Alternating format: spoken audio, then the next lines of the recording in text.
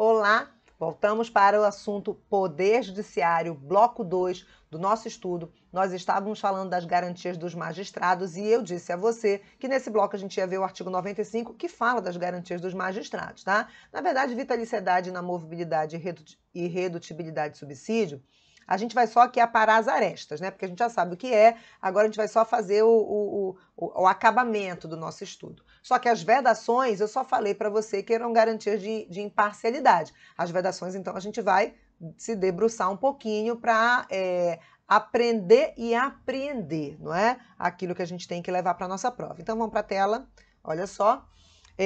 Artigo 95, tá? Então, olha, a gente estava aqui na imparcialidade, no bloco anterior. Então, 95, os juízes gozam das seguintes garantias. A gente já conhece essas, tá? Vitaliciedade, que no primeiro grau só será adquirida após 2 anos de exercício, dependendo a perda do cargo nesse período de deliberação do tribunal a que o juiz estiver vinculado, e nos demais casos de sentença judicial transitada em julgado. Essa regrinha aqui é para aquele que ingressa pelo primeiro grau. A gente vai analisar isso no decorrer das nossas aulas, tá? De Poder Judiciário. É o cara que entra via concurso, tá?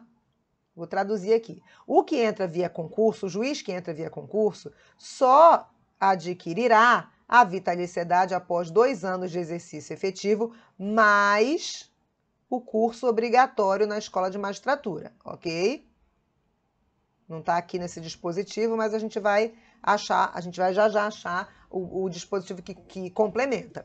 Dependendo a perda do cargo nesse período, que período? Nos 2 anos primeiros, tá? De deliberação do tribunal a que o juiz estiver vinculado, tá? Enquanto ele não tem vitaliciedade, é o tribunal que decide. E nos demais casos, ele tem que sofrer uma ação judicial, porque só por sentença transitada em julgado é que ele pode perder o cargo e, obviamente, ele, como juiz, tem prerrogativa de foro, tá? Vamos lá.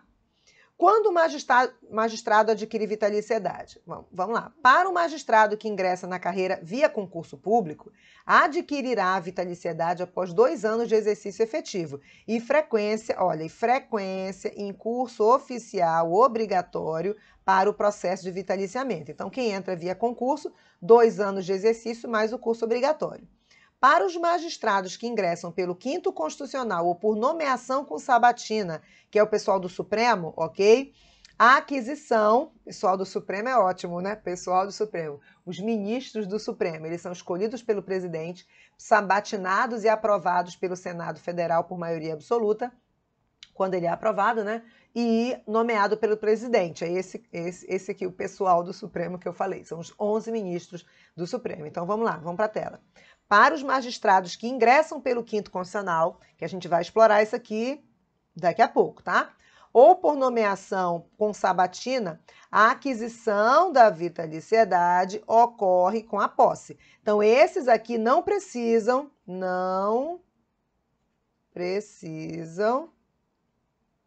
esperar os 2 anos ou fazer o curso, ok? Bastou entrar, né, de imediato. Para aquisição, basta o requisito temporal, a pergunta, a gente já sabe a resposta, né? Não. Após a emenda 45, porque antes era só o requisito temporal, tá? Foi a emenda 45 que mudou. Após a emenda 45, a vitaliciedade não depende apenas do requisito temporal de 2 anos de exercício efetivo, mas também da frequência obrigatória em curso oficial de preparação, aperfeiçoamento e promoção de magistrados, tá? Aqui é um de magistrados. Vamos lá. Término da vitaliciedade para o magistrado e a gente traz uma jurisprudência, tá? Do Supremo, jurisprudência do Supremo. A vitaliciedade dos magistrados brasileiros não se confunde, por exemplo, com a garantida a certos juízes norte-americanos que continuam no cargo lá, eles continuam no cargo enquanto bem servirem ou tiverem saúde para tal, afirmou o relator, ministro Lewandowski. Para nós, para o Supremo, porque ele é ministro do Supremo, né? No entanto, os juízes podem ser afastados do cargo por vontade própria, sentença judiciária, disponibilidade e aposentadoria voluntária ou compulsória. Então, o que a gente quer dizer aqui é que a vitaliciedade não é enquanto ele é vivo. A vitaliciedade vai até enquanto ele exerce o cargo. Se ele se aposenta, ele não tem mais nem o cargo nem a vitaliciedade. Diferente nos Estados Unidos, que para alguns juízes eles ficam lá até passada a idade de uma possível aposentadoria. A gente não, a aposentadoria compulsória é o limite para eles, tá bom? Vamos lá. Estudo ainda do 95. Vimos a vitaliciedade, agora vamos para a inamovibilidade. Inamovibilidade, salvo por motivo de interesse público, na forma do artigo 93, inciso 8º. A gente vai ver ainda o 93, inciso 8º, mas por interesse público assegurada ampla defesa, o magistrado pode ser removido contra a sua vontade, ok? Fora isso, se ele é inamovível, ele não pode ser removido, salvo se ele quiser, se ele pedir promoção, remoção ou permuta, tá? Irredutibilidade de subsídio, tá? Que é a terceira garantia, ressalvado o disposto do artigo 37, 10 e 11, 39, parágrafo 4º e 150, inciso 2, e 153, inciso 3, parágrafo 2º e inciso 1, que são, na verdade, dispositivos que falam sobre o teto remuneratório e falam sobre limite orçamentário. É óbvio que a irredutibilidade de subsídio, além de não retirar do juiz as suas responsabilidades financeiras, também não permitem que o subsídio fique irredutível, mesmo que extrapole o teto remuneratório do Supremo, por exemplo, ou extrapole o escalonamento dos magistrados, da remuneração dos magistrados, que a gente vai ver ainda aqui, ou extrapole o limite orçamentário, obviamente, tá? Vamos lá para a tela. A inamovibilidade é absoluta? Aí a gente responde não, pois haverá a possibilidade de remoção, disponibilidade e aposentadoria do magistrado por interesse público, fundamentando-se a decisão por voto de maioria absoluta do respectivo tribunal ou do Conselho Nacional de Justiça, assegurada ampla defesa. Esse interesse público, por exemplo, esse juiz pode ter cometido irregularidades, certo? E ter que ser removido por isso, até para ser apurada a irregularidade e ele punido. Ou ele pode, por exemplo, tem inclusive um caso de um amigo meu que é juiz, que fez a faculdade de Direito comigo, fez o curso de Direito comigo, que ele sofreu um atentado, certo? Ele decidindo questões, eram questões agrárias, né? Houve uma investigação e os mandantes do crime foram identificados. E ele sofreu um atentado mesmo, levou tiro, certo? Foi hospitalizado, enfim, correu risco de vida. E o tribunal resolveu removê-lo por interesse público. No dia da sessão, ele estava se recuperando ainda de licença médica, ele compareceu à sessão do tribunal, fez a defesa dele, a ampla defesa dele, alegando que ele não queria sair, porque ele estava fazendo um bom trabalho naquela vara e blá, blá, blá, né? Fez a defesa, mas o tribunal achou melhor retirá-lo daquela vara, colocou um outro lá. Ah, cara, não, o outro podia morrer? Não, não é isso. É porque agora um novo rosto, uma nova pessoa, um novo magistrado ia tomar cuidados diferentes, certo? Porque, na verdade, se você pensar, o magistrado é um cidadão comum, ele vai ao supermercado, ele dirige seu carro sozinho. Tem magistrado que vai para as comarcas do interior de ônibus, de barco, de balsa, entendeu? Como um cidadão comum. Aí ele está num ônibus, numa rodoviária, numa rodovia, né? E aí pode alguém que quer atentar contra ele, né? Algum criminoso que quer atentar contra ele, pode estar no mesmo ônibus, sentado do lado dele. Então, assim, é necessário nessa remoção, por exemplo, nesse caso que eu estou colocando para você por interesse público, porque o juiz foi ameaçado, é necessário que esse novo que entre haja um certo cuidado. Ele, por exemplo, tenha segurança, certo? O Estado promova a segurança dele, o Poder Judiciário promova a segurança dele, ele tem a casa dele com segurança, ele mora em outra casa, em outro lugar que seja mais seguro, ele mude a rotina, ele tem uma rotina diferente daquele que sofreu um atentado. Enfim, nesse caso real desse meu amigo, ele foi removido contra a vontade dele, tendo sido assegurada a ampla defesa dele, mas não prevaleceu o pedido dele, prevaleceu a decisão do tribunal de protegê-lo, ok? Ainda bem, não faleceu, não morreu, voltou para as atividades. Esse evento que eu estou contando para você já passou bastante tempo, mas a gente sabe de outros casos de juízes que foram assassinados. Então, assim, a gente sabe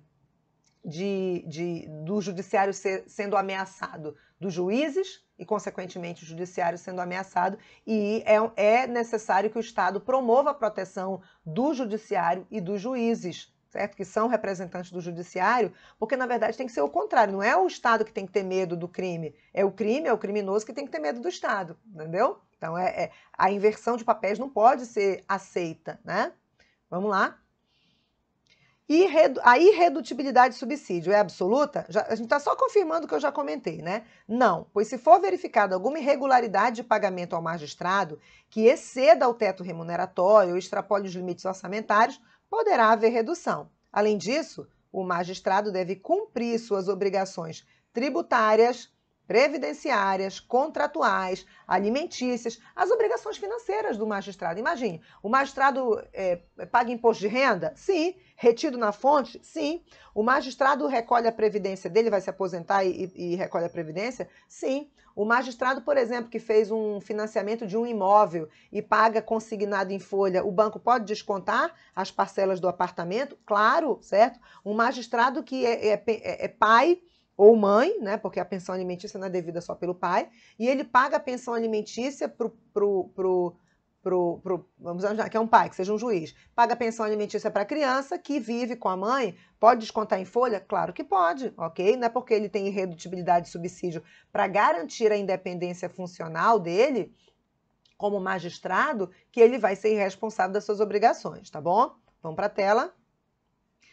Quando o juiz adquire a inamovibilidade, olha só, a gente traz uma decisão do Supremo Tribunal no mandado de segurança, tá? E ela está no informativo 666 do Supremo. O que disse o Supremo nessa decisão desse mandado de segurança? Asseverou-se, era um recurso extraordinário, né, no mandado de segurança. Asseverou-se que a Constituição, ao tratar de juízes, faria referência às garantias da magistratura, condicionando apenas a vitaliciedade no primeiro grau a 2 anos de exercício, tá? A vitaliciedade condiciona a 2 anos. As demais não, tá, gente? As demais, se houve uma interpretação em algum momento que elas têm que esperar algum pré-requisito, a Constituição não disse, ela só disse da vitaliciedade. Então, o texto da decisão do Supremo diz assim: dessa forma, a irredutibilidade de subsídio e a inamovibilidade estariam estabelecidas desde o ingresso do magistrado na carreira, ou seja, aplicar-se-iam imediatamente. Isso significa dizer que o juiz substituto também tem inamovibilidade, o que era uma interpretação inamovibilidade. Palavra enorme, né? O que era uma interpretação, o que tinha uma interpretação diferente antes dessa decisão do Supremo. Antigamente, entendia-se, a doutrina entendia que só quem tinha inamovibilidade era o juiz titular e não o substituto. Com essa decisão, o Supremo passa a aplicar a garantia da inamovibilidade também para o substituto. Por quê? Inamovibilidade e irredutibilidade de subsídio é desde o ingresso, ok? Vamos voltar para a tela. Olha só. Ainda estudo do artigo 95, a gente vai falar agora das vedações, que são garantias de imparcialidade, tá? No finalzinho do vídeo passado, do bloco passado, eu cheguei a fazer a citação desse artigo 95, parágrafo único.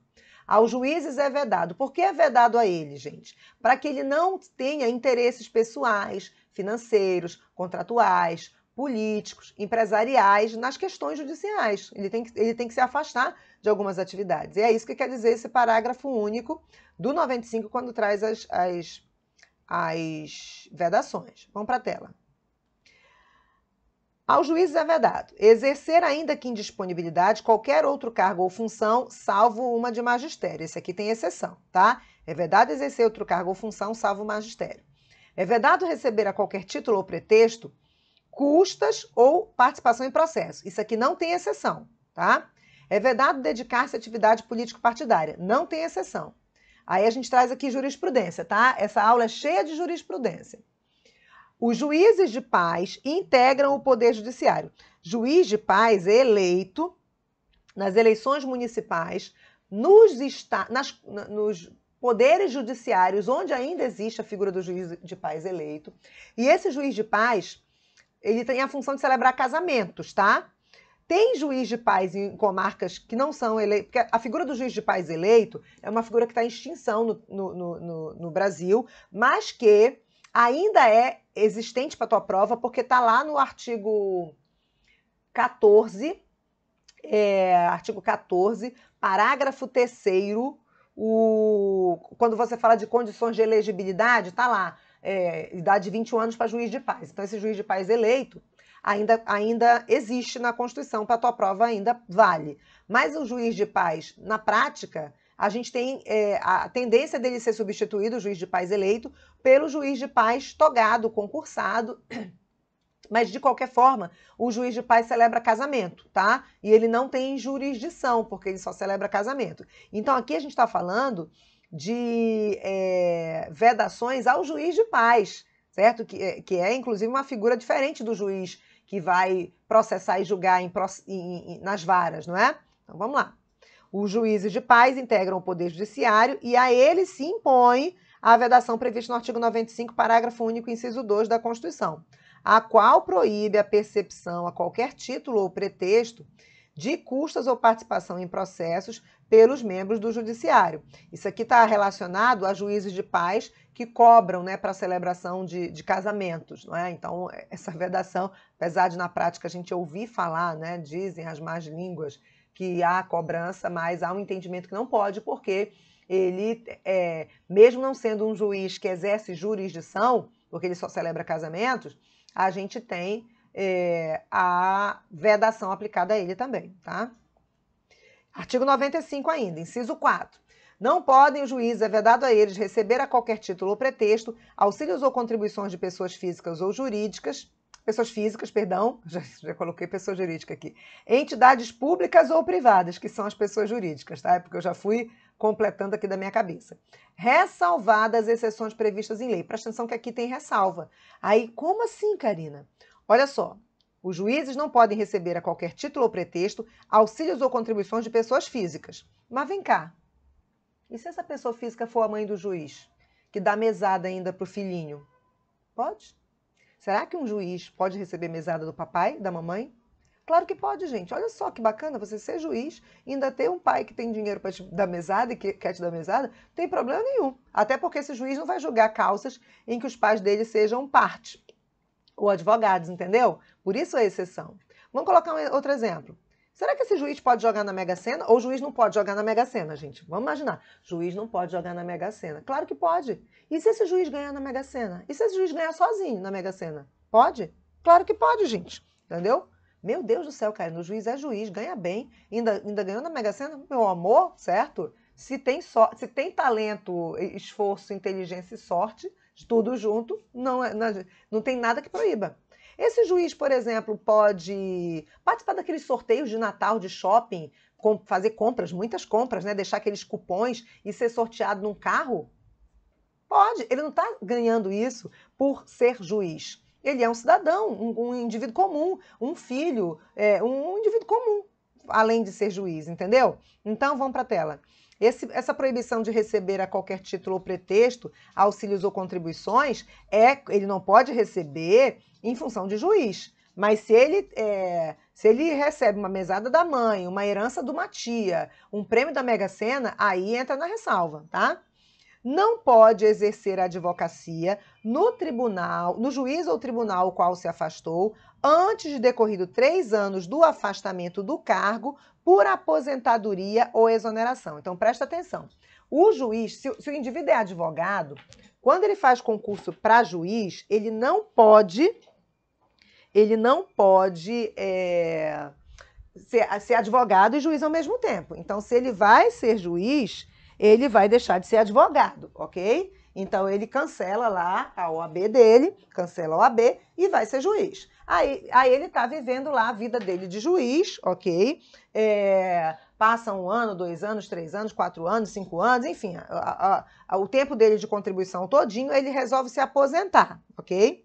Aí, quando ele se aposenta, ele não pode, no dia seguinte, reativar a OAB dele e voltar no dia seguinte para a vara onde ele era juiz, sendo um advogado com a pastinha debaixo do braço, representando os clientes dele. Não pode. Então, ele fica vedado durante 3 anos, tá? É uma quarentena, tanto quando ele é aposentado, quando ele é exonerado, quando ele pede exoneração, ele não pode advogar no juízo ou tribunal do qual se afastou. Então, se ele era juiz na 3ª vara civil, ele fica 3 anos sem poder advogar na 3ª vara civil. Se ele era da 10ª vara penal, ele fica 3 anos sem poder advogar na 10ª vara penal, ok? Vamos seguir. A acumulação com a justiça desportiva. Não é vedado aos juízes exercer qualquer cargo, emprego ou função, salvo de magistério? Então, vamos falar de justiça desportiva, que nem é estrutura do Poder Judiciário, tá? Vamos lá, olha o que diz o entendimento. Neste sentido, a Resolução 10 de 2005 do CNJ vedou aos magistrados a acumulação, mesmo que sem remuneração, com cargos ou funções na justiça desportiva, determinando que todos os membros do Poder Judiciário que se encontrassem nessas condições se desligassem dos referidos órgãos até o dia 31 de dezembro de 2005. Já passou esse prazo, mas é o entendimento que, se é juiz, não pode acumular, se é juiz, magistrado, desembargador, enfim, não pode acumular com a justiça desportiva, mesmo que ele não seja remunerado, tá bom? Agora vamos lá para uma outra jurisprudência. Vamos para a tela. Acumulação com magistério. A expressão uma de magistério, que está no artigo 95, parágrafo único, inciso 1, né? Inciso 1 não, a linha A. A expressão uma de magistério visa apenas impedir que a acumulação autorizada, porque é uma acumulação autorizada, é uma ressalva, né? Deixa eu voltar aqui para você. 95, parágrafo único, é inciso 1 mesmo, perdão. Eu falei A, mas é inciso 1. Primeira fala minha estava correta. Não pode exercer, ainda que disponibilidade, outro cargo ou função, salvo uma de magistério. Esse uma aqui, olha. O que significa esse uma? Bem aqui, olha. A expressão uma de magistério visa apenas impedir que a acumulação autorizada prejudique, em termos de horas destinadas ao magistério, o exercício da magistratura, sendo a questão, portanto, de compatibilização de horários a ser resolvida caso a caso. Então, esse juiz ele pode ser professor de 2 turmas, ele pode ser professor de 3 turmas em 3 universidades, em 2 universidades, em uma universidade só pode, desde que a carga horária dedicada ao magistério não atrapalhe a carga horária destinada à magistratura. O uma aqui não é só uma sala de aula, só uma turma ou só um vínculo contratual. É desde que a atividade do magistério não atrapalhe a magistratura, tá bom? Vamos seguir. Vedações aos membros do CNJ, né? A gente só citou o CNJ no bloco 1, mas a gente vai falar aqui das vedações. Nenhum dos advogados ou cidadãos, porque no CNJ a gente tem 2 advogados e 2 cidadãos, né? Nenhum dos advogados, dos 15 membros do CNJ. Nenhum dos advogados ou cidadãos membros do CNJ pode, durante o exercício do mandato, exercer atividades incompatíveis com essa condição, tais como exercer outro cargo ou função, salvo magistério, tais como dedicar-se à atividade político-partidária, tais como exercer a advocacia no território nacional. Ou seja, os membros do CNJ, apesar do CNJ não ter jurisdição, eles, mesmo que temporários, porque eles têm mandato de 2 anos, podendo ser reconduzidos para um próximo período igual, né? Então, assim, se o cara já é juiz, certo? Já é juiz do TRF e é membro do CNJ, ele já tinha as vedações dele como membro do TRF. A questão são esses 2 cidadãos aí e os advogados, que quando eles não estavam no CNJ, eles não tinham as vedações. Mas quando eles ingressam no CNJ e ficam lá, enquanto eles estão lá, eles têm as vedações e têm que cumprir, tá? Código de Ética da Magistratura. O CNJ editou em 2008 o Código de Ética da Magistratura, um documento de 12 capítulos que dispõe sobre a independência, imparcialidade, integridade pessoal e profissional, sigilo profissional, diligência, dedicação, honra e decoro como preceitos que orientam os deveres funcionais dos juízes que emanam da Constituição Federal. Então, além dos dispositivos da Constituição, o próprio CNJ, né, que é o órgão criado pela Emenda 45, com função fiscalizadora, correicional, o próprio CNJ criou um Código de Ética da Magistratura, compondo ali regras que atendam aos princípios da imparcialidade, integridade pessoal, profissional, tá aqui, diligência, sigilo profissional, honra, dedicação e decoro, ok? Vamos lá. Prerrogativa de foro dos magistrados, né? Eu citei ainda há pouco a prerrogativa de foro, que estava no 96, inciso 3, lembra? Que o 96, inciso 3, trazia uma função típica do judiciário, porque falava em julgar, mas, ao mesmo tempo, falava sobre a prerrogativa de juízes e promotores de justiça. Agora sim, nessa sequência, eu vou reunir as prerrogativas de foro de todos os magistrados, não só os juízes de primeiro grau, mas os demais, tá? Então vamos começar. Aos tribunais de justiça, compete, né? Compete aos tribunais de justiça julgar os juízes estaduais do DF e território, bem como os membros do Ministério Público nos crimes comuns e de responsabilidade, ressalvada a competência da Justiça Eleitoral. Então, você pode até lembrar daquele organogramazinho, olha, o juiz está aqui e o Tribunal de Justiça está aqui, tá? Então, o juiz, quando comete um crime comum ou de responsabilidade, ele não é julgado por um colega, ele é julgado pelo órgão acima. E quando ele comete um crime eleitoral, aí, obviamente, ele vai ser julgado pela Justiça Eleitoral e vai ser pelo TRE, não vai ser por um juiz eleitoral, tá? Então, aquele organograma serve também para você aplicar ali não só o organograma, não só o fluxograma dos processos, mas também a prerrogativa de foro. Sempre a gente tem uma autoridade julgada por uma autoridade acima, tá? Exceto o próprio Supremo, que não vai ser julgado por acima, porque não tem acima, né? Vamos lá. Compete ao Superior Tribunal de Justiça processar e julgar nos crimes comuns e nos crimes de responsabilidade. Eu deixei essas reticências para eu pegar só o que interessa nessa abordagem aqui, tá? Julgar quem? Os desembargadores dos tribunais de justiça dos estados e do Distrito Federal e dos tribunais regionais federais e dos tribunais regionais eleitorais e do trabalho, mas nos crimes comuns, tá? Então, olha só. Vamos pegar esse desenho aqui, tá? Aliás, vou pegar esse desenho aqui e vou jogar aqui. Não, vou jogar aqui. Não, vou jogar aqui pra gente ficar visível. Então, olha só. STJ, ele vai processar quem nos crimes comuns, tá? Os desembargadores dos TJs, TJE e TJDFT, e o dos TRFs. Tá aqui, olha. Desembargadores dos TJs, tá? E dos TRFs. Só que ele também vai processar e julgar os membros dos TREs e dos TRTs, ok? Tá no mesmo nível, né? Mas aonde? Nos crimes comuns. Então, por exemplo, se é um crime eleitoral, é o próprio TSE que julgaria. Se é uma ação trabalhista, se bem que o desembargador do TRT, quando ele sofre uma ação trabalhista, juiz, bem aqui, ele vai no primeira instância aqui, tá? Então, o TRT não julga crime, né? Então, a gente tem o quê? Se esses caras aqui cometem crime, eles são julgados pelo STJ, por crime comum, tá? Se é alguma questão trabalhista, vai seguir a via trabalhista. Se é uma questão eleitoral, vai seguir a questão eleitoral. Mas se é justiça comum e crime é justiça comum, aí vai ser STJ. Onde é que está essa competência aqui, entre aspas, no artigo 105, inciso 1, a linha A, que é competência do STJ, tá? Vamos aqui. Compete ao Supremo Tribunal Federal processar e julgar nas infrações penais comuns seus próprios ministros, ok? E nas infrações penais comuns e nos crimes de responsabilidade, os membros dos tribunais superiores. Então, aqui, olha, STF, por crime comum, julga os seus próprios ministros, vou fazer aqui, se auto-julgando, tá? E, por crime comum e de responsabilidade, os ministros dos tribunais superiores, STJ,